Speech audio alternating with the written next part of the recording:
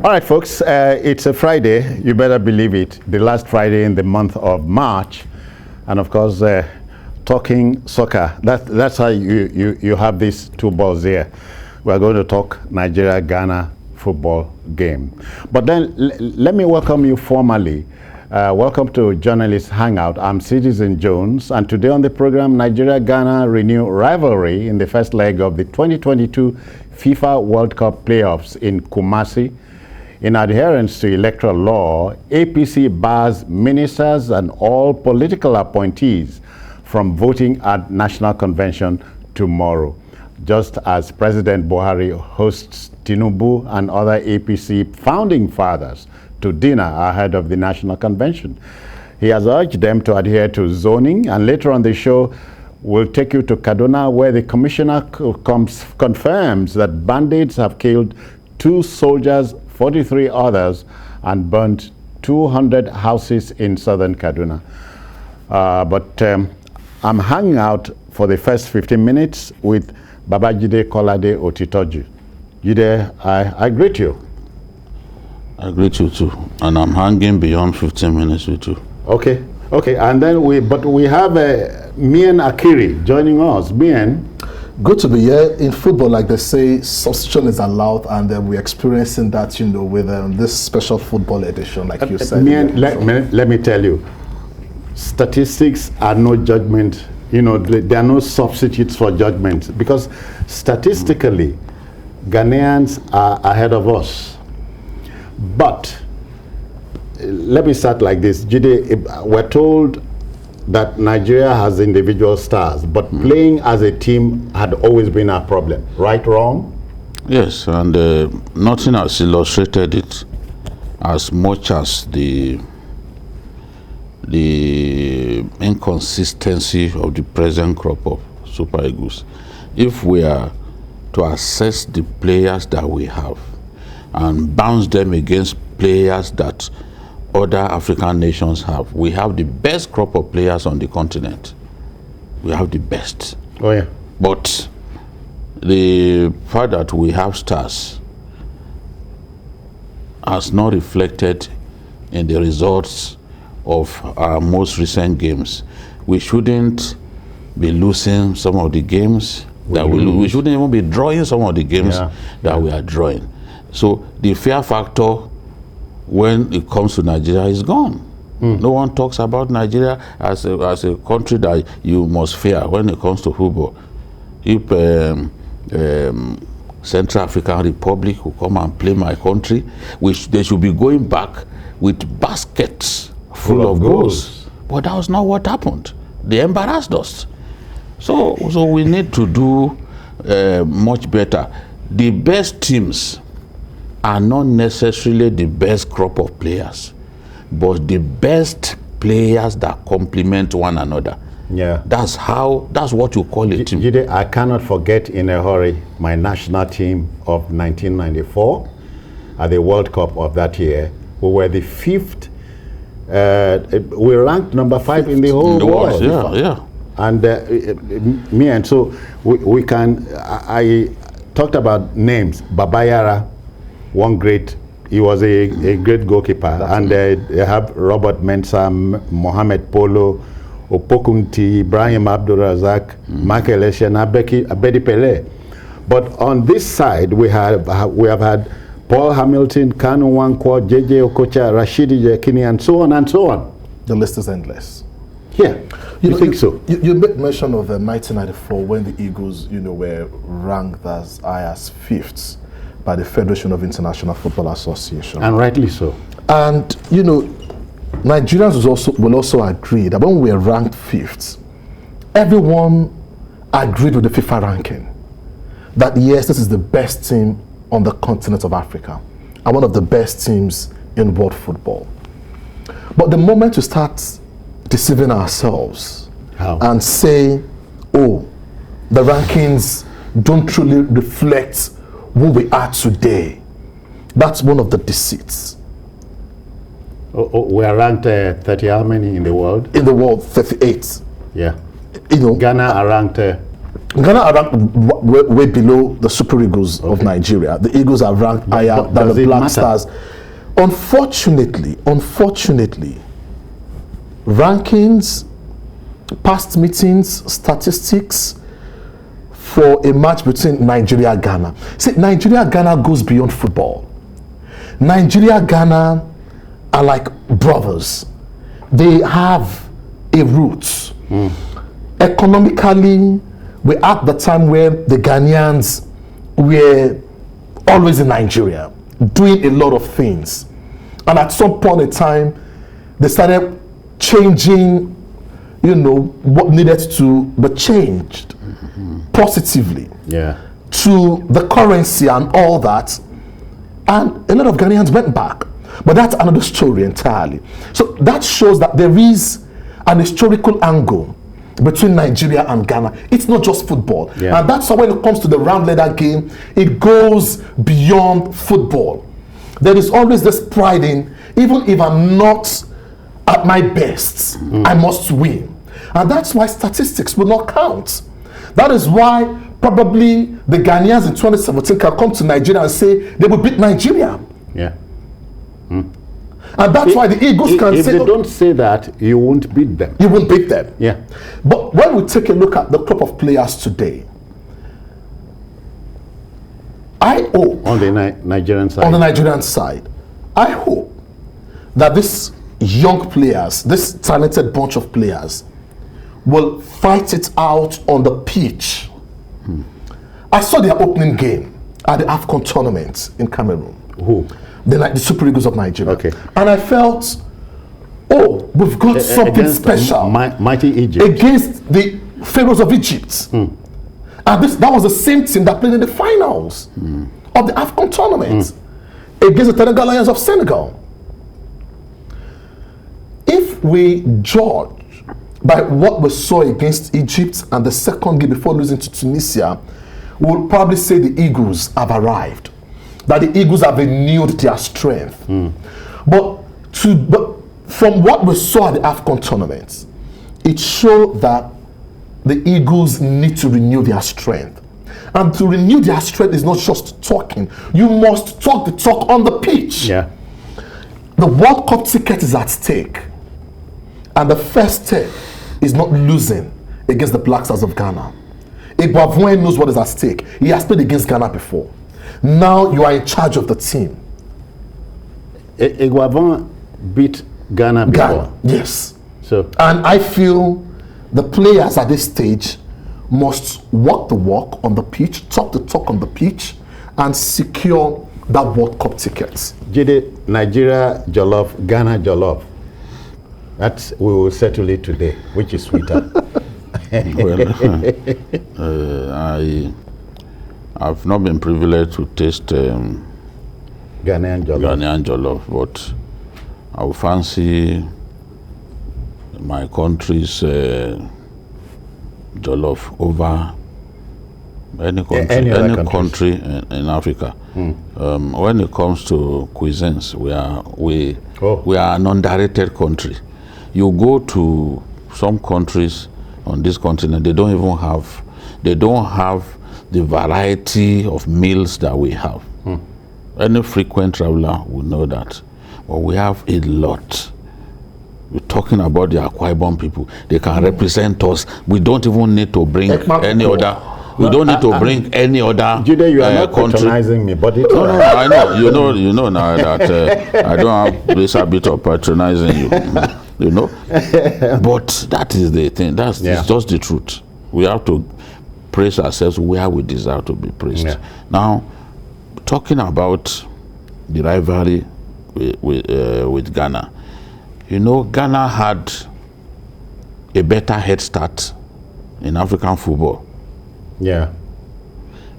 Because when we were struggling to make our presence felt within the football firmament in Africa, Ghana was already doing fantastically well. That's it. Even Ghana, at a time when the country was poor, with football. 1982, Ghana was poor. She went to a Ghana was poor. Libya helped Ghana, provided funds for Ghana to even attend the African Nations Cup.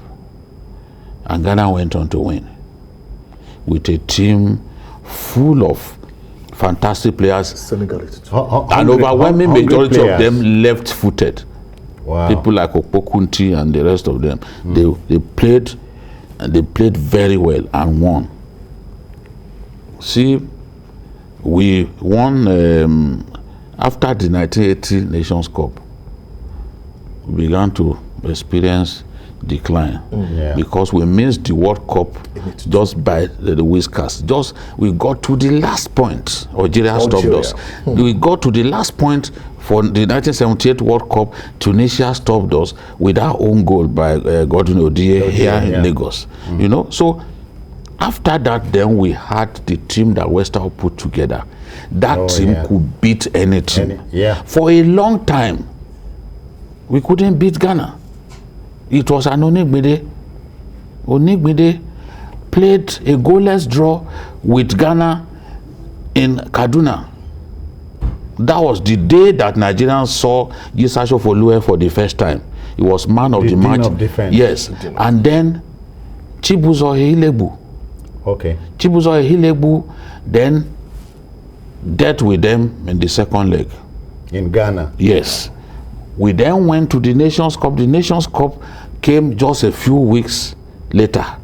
We repeated we repeated that feat. So at a point during the Onigbede years, you could say Nigeria has suddenly become a husband of Ghana. But consistency matters in football. Yeah. And the way we play, despite the avalanche of stars, we are not getting the right results. We may have the best players in the world. How about the coach? Can you say that of the coach? Is he the best that we can find? My answer is a huge no. And if the coach doesn't come up with the right strategy, even no matter how the players play, they won't achieve the result. Look at the way they played. Look at the way Tunisia played us. Tunisia was one of the worst teams in that tournament, but yet it beat Nigeria. One goal. Tunisia beat Nigeria and then got eliminated by a team that did not play with all 11 players. A team that had one player expelled still eliminated Tunisia. That's to tell you how bad we were. But I just hope that, especially now, I have tremendous respect for someone like the assistant coach, Amuneke. Yes, I have tremendous respect for him. I just hope that they can work together and come up with the right game plan. If we have the right game plan, Ghana has not got the talent that we have to put us in a bind. So if you have the right approach to the game, and then the coach is even-handed and unbiased in picking the best, because where you have fantastic strikers like Sadiq, like Osimhen, like Dennis, like the boy who's just joining us now from Leicester, Ademola Lookman, you will not know who to pick, and you must get your selection right. Which is always a problem with many a good coach. Me and just a minute, have we come to terms with determining if a foreign coach or an indigenous coach is the answer? That debate will continue for a very long time. But I would always want us to go for the best coaches in world football. And if the best coaches are out there, why not? Although history has also shown that no foreign coach since the year 1930, when the World Cup started in Uruguay, no foreign coach has lifted the World Cup trophy aloft. They are always local coaches, indigenous coaches. So if we are to go with that trend, then it means we need to give our coaches a wider berth, freedom of selection, and they must also walk to that stage of earning Man, it. I cannot fail to talk about football administration in this country. It's also a part of the problem, if not a major problem. It's one of the biggest, problem that we've had over the years. If you talk to some of our indigenous coaches, just like Mr. Bajide mentioned, Adegboye Onigbinde. Onigbinde at some point of time, said when he was going to the World Cup in 2002, he had a battle taking Peter Osaze Odenwege just to put him on standby. And he says, no, I want him to have the experience at the World Cup. It was a debate, a huge debate between him who and who? and the football administrators. Yeah. But in 2004, at the Nations Cup, when Chukwu was in charge, Odenwege was one of the best players, if not the best player, donning the green and white Because jersey. he was hungry. Hungry for action. For action. But, Jide just said Ghanaians were hungry. That's why they tell Jide too. I hope they hear that Nigerians are hungry now. Openly. Not beyond, because he made mention of the fact that we have the talent, we've got the experience. Experience doesn't necessarily mean age. Yeah. Pele won the World Cup at the age of 17. Now, if you have the crop of players, if you have the best players, and you play in Ghana, if the coaches have the right selection and right formation, I feel what may be missing, or what these players should be told, they should have an understanding of the rivalry between Nigeria and Ghana. Yeah. Sit them somewhere. Let them see past clips of what it means to play your rivals, Ghana. Yeah. Let them be a psychologist that will talk to them. This means so much, most especially when the World Cup ticket is at stake. I'm happy that Melvin Amachupine came out and said the World Cup is Nigeria's birthright, but it's beyond talking. I recall at some point in time when Ibrahim Galadima said it's not the birthright of Nigeria to be at the World Cup, it was eased out of office. But then, at this stage, the World Cup is a big target that Nigeria must indeed accomplish between today and next week, Tuesday, at the Moshood Abiola Stadium in Abuja. All right, Jide, a little story. Mourinho took over Real Madrid at the time. The rivalry between Real and Barcelona was upping, it was hyped to the high heavens. And Mourinho said, I can win the league even if I lose to Barcelona. And a director got up, slammed the table and said, my friend, beat Barcelona home and away and bring the cup. So that's to tell you, it goes beyond ordinary paper rivalry. No, I know many matches that Manchester United will play against Liverpool, because the biggest rivalry in the English game is the rivalry between Liverpool and Manchester United. In close to 100 years, the two clubs have only exchanged players once. It's a bitter rivalry, and the two towns are not far apart. You see, so players tell you that when they are in the supermarket, in the mall, trying to buy something, people will walk up to them and say, that much, please, don't lose. That's what happened to you. You are playing in the same town. You are in the same town. People may say all kinds of things about Ole Gunnar Solskjaer. No coach in recent history has beaten Pep Guardiola more than Ole Gunnar Solskjaer. There was a time that he beat him 3 straight games in the Premier League, because that match, players get motivated, the hunger, because it's a rivalry. It has nothing to do with your current form. There was a time that Liverpool were doing badly in the league, but they still played against Man U and defeated Man U 2-0.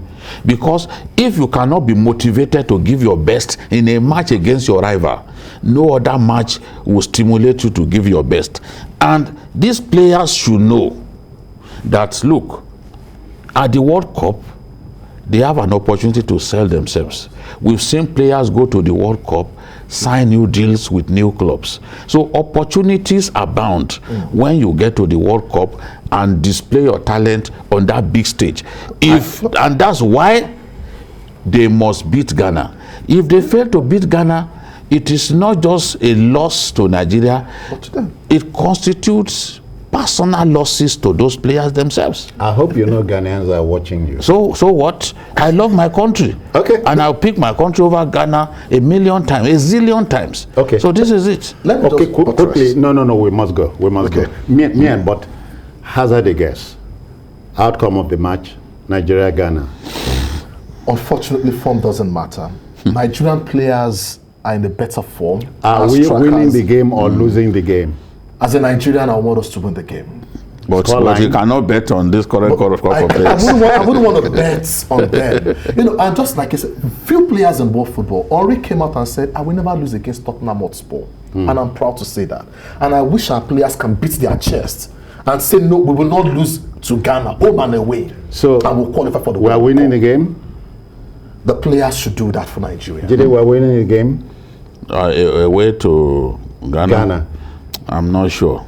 But Okay. I can only pray in my heart that our players will rise to the occasion. If they rise to the occasion, if they play up to 50% of their potential, we will beat Ghana silly. These players, they are tremendous stars. But can we be sure that they will rise to the occasion? Can we be sure that the coaches will get the tactics right? These are the things that determine who wins. It's not our emotions. Okay. You know? Okay. All right.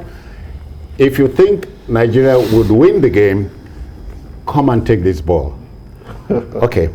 Thank you. We wish the Super Eagles very well. Thankfully, the match will be on. The match is built for 8:30 this night, Yes. Nigerian time, 7:30 Nigeria, Ghanaian time. CVC also. Okay. CVC will be doing that. All right then. We are done with the game. Let's get back to the hard stuff. All right then. We're still on Journalist Hangout, but then let's a little something from the outgone segment of the show. Now, viewers may continue to watch the build-up to the match on our sister channel, TVC Entertainment. Please let's take you back to the World Cup studio, but Journalist Hangout will continue after this break. Let me announce we are joined now by our brother and colleague, Tony Waje. Tony, I greet you. Thank you so much, citizens. Yeah. Good evening, Nigeria. No, I like this dress. Good for a Thank Friday you so evening. much. Thank you. Good. Thank you. He's reputed for his sartorial elegance. Oh yeah. Yeah. Thank I you. wonder I'm how he blushing copes. though. I wonder how he copes with admirers. Oh yeah. He's been He trained to will cope tell with me after admirers. the show. Definitely. That's a banker. All right, so we go to our first story. You know, in politics, you arouse the curiosity, the interest, or the fascination of others. A mixture of these elements is known as an intrigue.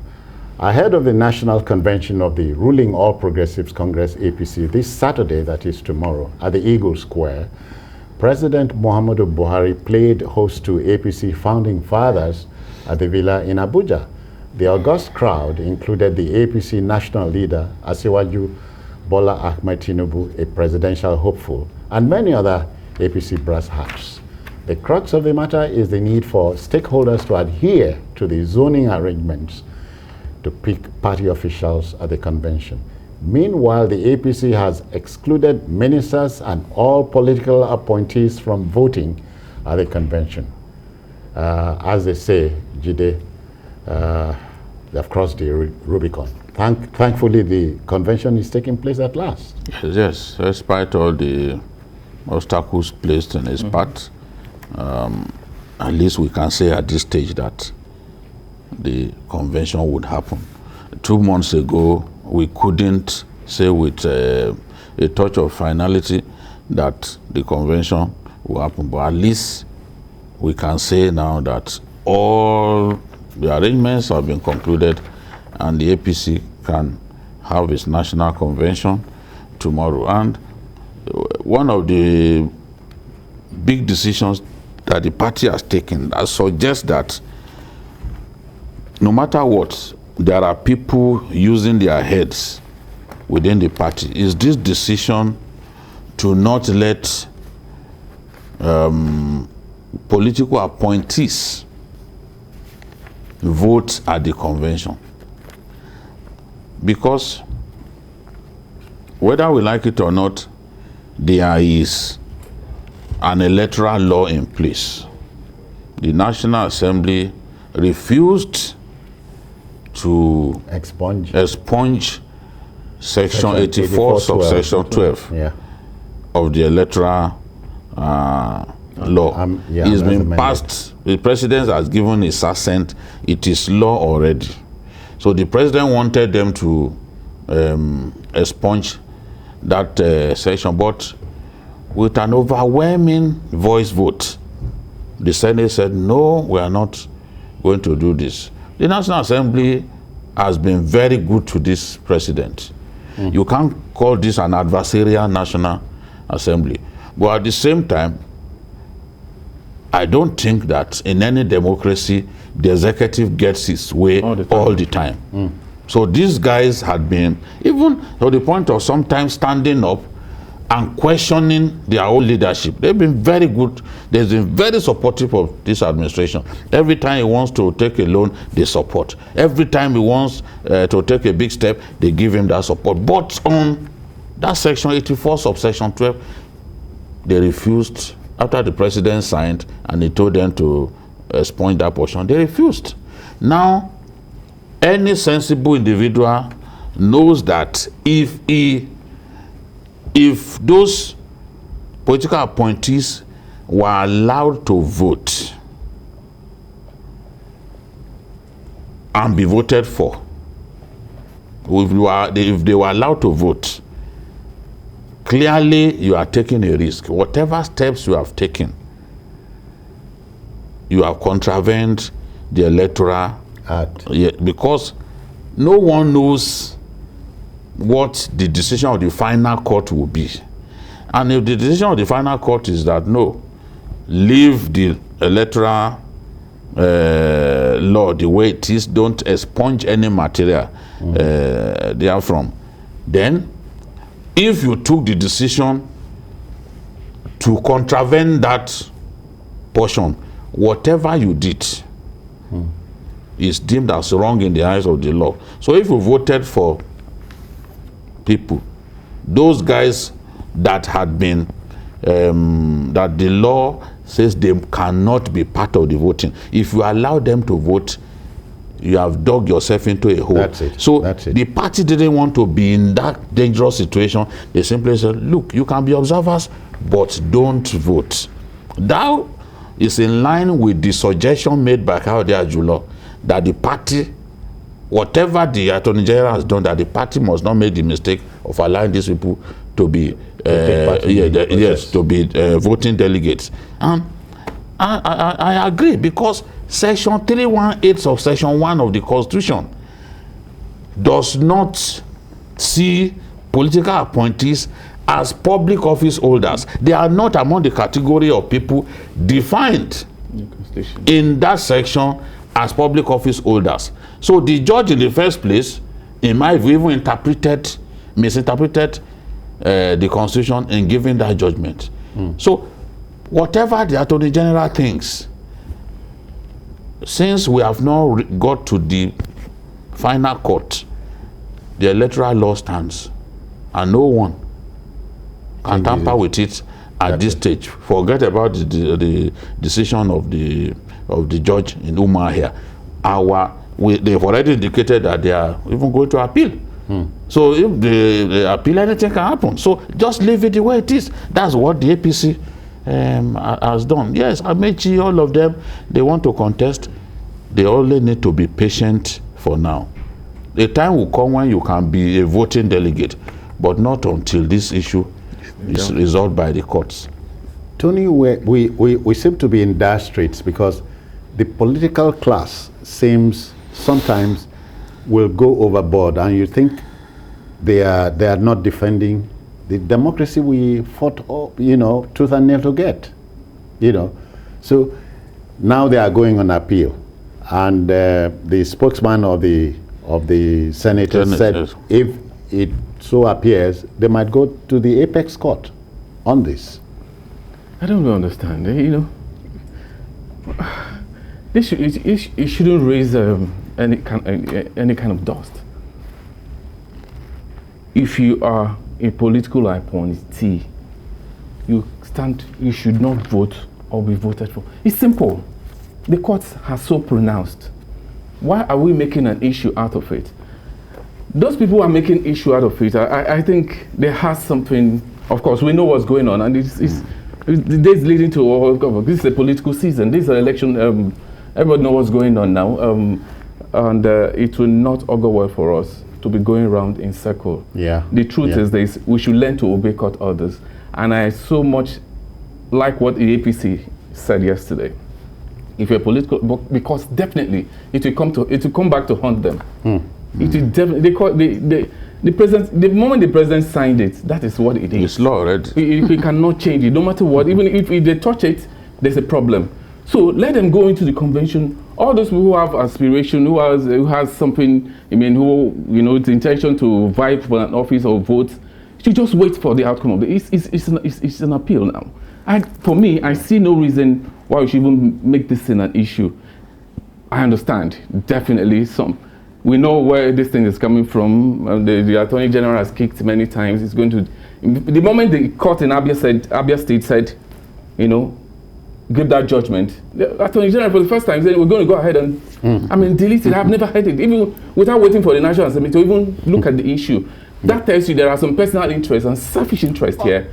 So we are not supposed to run it this way. A game of interest now. It's a game of interest, but we should consider, because with the issues, where are the people in this whole thing? It's not about you. It's about the people. Where is the elector in all of this? They are not factored in. And if we want to make a change and make a real change, we should start learning to do things differently the way we did it before the election last year. One of the underpinning requirements for a healthy democracy is respect for rule of law. Rule of law. And I'm so happy. The president is somebody, no matter what you think of him, when it comes to the issue of the rule of law, he's always on that side. And you tell the party leaders, take it this way. Because definitely it will come back to haunt them. Okay. We have a lot of people in that APC who are not happy with what's going on. And I pray that tomorrow, that convention will come and go peacefully. On that note, we will turn things over to Ayo Ozobakun. Ayo is in faraway Abuja. Ayo, good evening to you. How are you? Very well, thank you, citizen. Yeah. This is the Eagle Square, and we are counting down.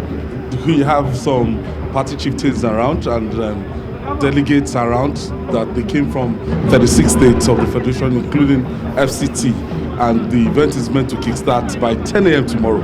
But most of these delegates, they are here to just see and behold the Eagle Square, and most of them are just turning around and going around, and we have security operatives doing their last-minute homework around the Eagle Square here. We also have TV stations, journalists, and members of the subcommittees of the All Progressive Congress that has been ad hoc committee set up to make sure that this convention goes smoothly.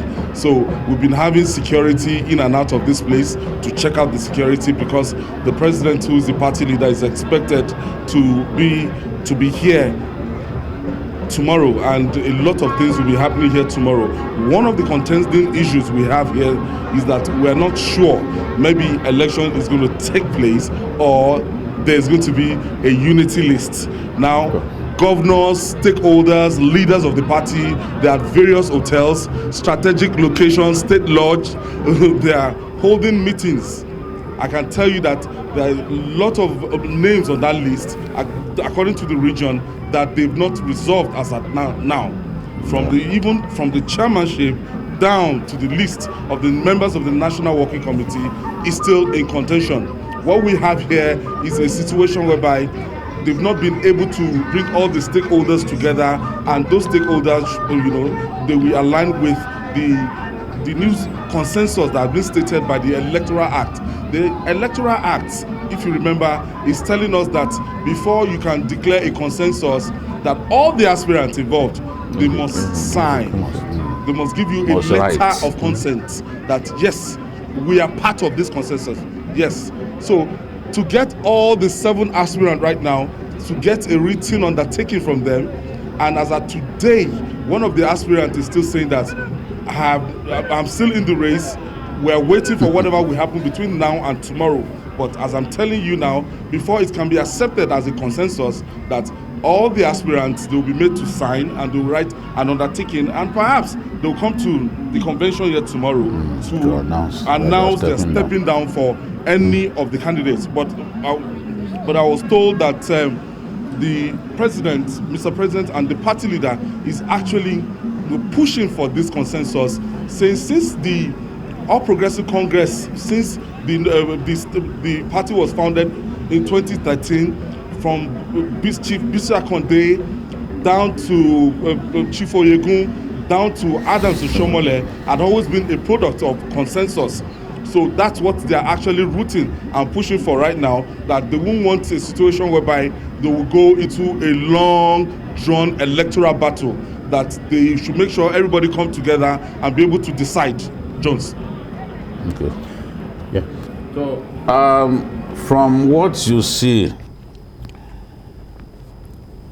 how effective has the preparation on the part of the subcommittees?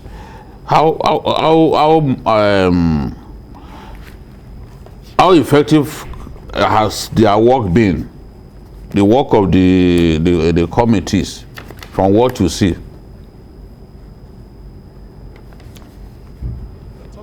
Subcommittees, these subcommittees, they are tasked with a lot of responsibilities, and from what I've seen so far, talking in terms of security, like 10 kilometers to the Eagle Square, they've stopped vehicular movements. Nobody is allowed to move in and out of Eagle Square with vehicles, so you have to calm down and you have to trek and thoroughly search. So in terms of for the security subcommittee, top notch. Now, in terms of awareness all over the Federal Capital Territory right now, you have delegates, all the hotels, they are fully booked, and I'm sure all the state chapters of the All Progressive Congress, they are mobilized. You don't, by now, if you're just entering Abuja now, I'm sure you won't get an hotel accommodation. So it's been a challenge for people, for delegates, for state chapters to actually get accommodation, to actually get where they are going to be. And it's some hours to the convention, but you can see people are trooping in, security men, they're all around the Eagle Square, and you can see it's just like a carnival like in the Eagle Square. But the main actors, those people that are going to be involved in the horse trading and last minute give and take, they are not here right now, and we're told that they are locked in various venues in Abuja, and they are going to do this till they reach the goal where they want, and they are trying to avoid any kind of rancor and making sure that tomorrow they have a kind of itch-free national convention. And if you understand that it has been a long road to this national convention, it has been difficult to actually get things underneath to make sure that tomorrow comes to reality. So the party leadership, everybody, the governors, they are doing all they can to make sure that the survival of the party actually depends on the outcome of tomorrow's convention. We are getting feelers from some quarters that some people that are aggrieved, they might be staging a walkout tomorrow. But I'm sure the party leaders are working around the clock to make sure that the convention is a big success. Jide. Okay, so how relieved are you that at last the convention is going to happen? Makes you think that politicians are magicians of sorts. This is just a major step. The main step and the most challenging step is going to be the elective convention, which is the presidential election, and give or take is meant to happen in the next 2 months. The party will have to come back to this same venue or any venue of their choice. So if they are able to actually scale this hurdle, they still have the almighty presidential election to choose who is going to be their presidential candidate, and that is a big worry for the party, not only for all APC, for the two top parties, that's the People's Democratic Party and the All Progressive Congress. But a lot of people are happy that at last, after the back and forth on this convention since 2 years ago, that they can actually have a convention. So one thing is certain, it is sacrosanct. They are going to have this convention tomorrow, and Mr. President is going to be inside the state box tomorrow at about 3 p.m. Mr. President will walk into the state box tomorrow. So a very busy day for you, Ayo. We wish you well. And I know that you are going to report whatever transpires there. Okay, then to our next story. You know, a scene of uproar and confusion put Kaduna State on the mind. You know, this political capital of old northern region is experiencing a great deal of wear and tear, no thanks to a human tendency regarding mayhem. The State Commissioner for Internal Security and Home Affairs, Samuel Aruma, has confirmed that troops of Operation Thunderstrike have rescued 2 kidnapped women at the Garden Buhari, I hope I got that right, in the Gwagwada local government area of the state. In another incident, suspected bandits are known to have killed 2 soldiers, 43 others, and set 200 houses on fire in the southern Kaduna area of Burning Gwari. What would save us this horrendous mayhem? Jide. I really can't understand why we are proved incapable of dealing with this problem. In Southern Kaduna, that's Jema and Kaura local governments. In the last few days, so many lives have been lost, and the government promptly put a curfew in place. But my own feeling is that we have to be proactive. We should not let these attacks happen before taking steps like imposing a curfew and all that. These murderers have so much time to move around, kill people, because if you are going to burn 200 houses, it's going to take a while. So how come we couldn't stop them from going to this extent, especially in that Jema local government and Kaura? We know that Burning Gwari is a problem. Yes, it's always been a problem. But the killings in Southern Kaduna have to be addressed. Hordes of killers of motorcycles will move into a community and then just kill people. And this has been happening for so long. Without literally turning us to animals. I mean, I've said, I don't know anywhere else where people get killed the way they are being killed in Nigeria. I don't know anywhere else where human life is so cheap. Even in Syria, check. People don't get killed with the regularity with which Nigerians are being killed in the Northwest. Nowhere in the world. Nowhere.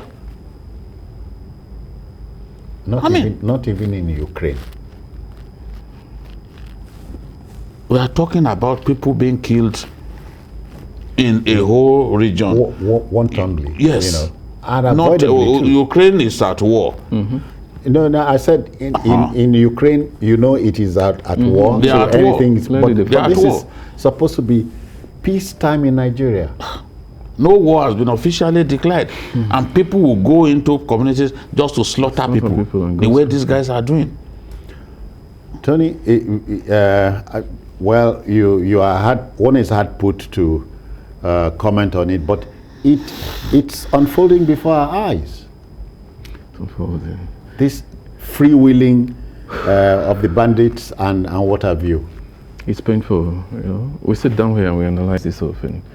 A lot of families have lost their loved ones.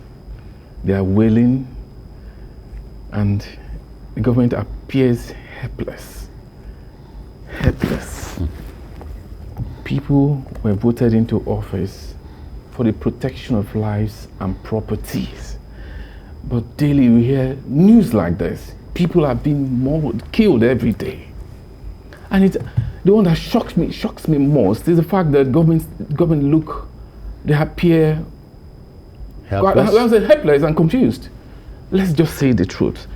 Because these people are not ghosts. I want to hear that those guys, the perpetrators of these evil crimes are ghosts, are spirits. But if they are human beings, it means they are coming from somewhere. How can people ride on a bike and commit acts for hours and disappear into thin air, and we cannot locate them, and it happens over and over again, and we say we're making progress? I mean, we can't run a country like this where people are being killed every day. That doesn't affect or doesn't mean people are not crying as they're watching the television right now in Southern Kaduna. It's painful. People are being turned into offers. You get the impression we are not thinking. We are not a thinking people. We are not doing enough, because I know if we do enough, we get these people, and something hasn't done. These are human beings, and they are coming from somewhere.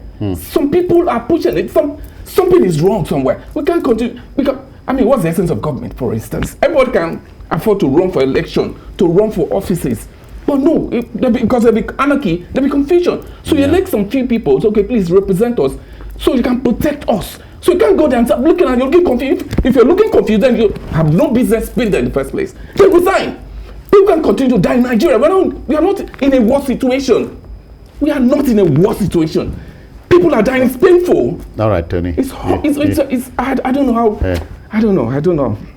And the natural question is, where do we go from here? We need to find the right strategy, the right approach. We need to have the political will to deal decisively with this situation. If we do not find the right approach, the right strategy to stopping this nonsense, if we do not have the political will to take difficult decisions that can help us solve this problem, then every day we'll come here and talk about killings. There are people who are worried that we discuss these killings regularly. Some will not even want us to talk about it because they will want the world to believe that everything is right. But as long as we are here, we have conscience. You are accused of demarketing. We will not stop talking about these things. When they happen, we will talk about it, because we want government to solve the problem. Exactly. If we stop talking about it, then we have lost our humanity. The humanism in us is gone if we stop talking about it. So when we talk about it, we want government to take the right steps. Don't just agonize. Don't just complain that they've killed these people again. What are you doing? What are you doing? What are you doing? Are those steps that you are taking bearing fruits? The other day, we shut down telcos services. We banned the use of motorbikes in the hope that we will deal with this situation. Some roads, some highways were closed. Some markets were closed, livestock market and the rest closed. And people are wondering whether it would actually address this problem. From what we have seen in the last few months, those days that, or those weeks that we stop telcos from working and the rest have been days of waste, because we have not achieved anything meaningful from those steps that we took. All right, we must go, but not before telling you there are two ways to be fooled. One is to believe what is not true, and the other is to refuse to believe what is right. Tony Waje, many thanks for your time. Thank you so much. Babajide, thank you for your time too. Thank you so much. And on behalf of the Backroom Boys, we say enjoy your weekend, but